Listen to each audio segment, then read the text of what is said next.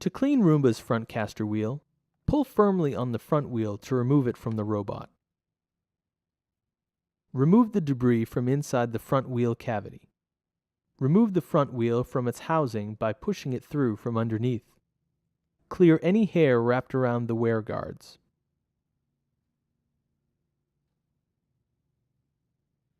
Then remove the axle from the wheel. Clear away any hair and debris from the axle and wheel assembly.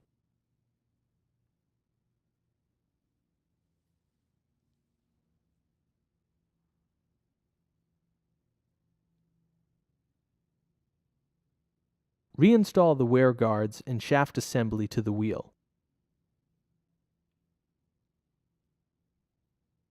And the wheel to the housing and the housing into the robot.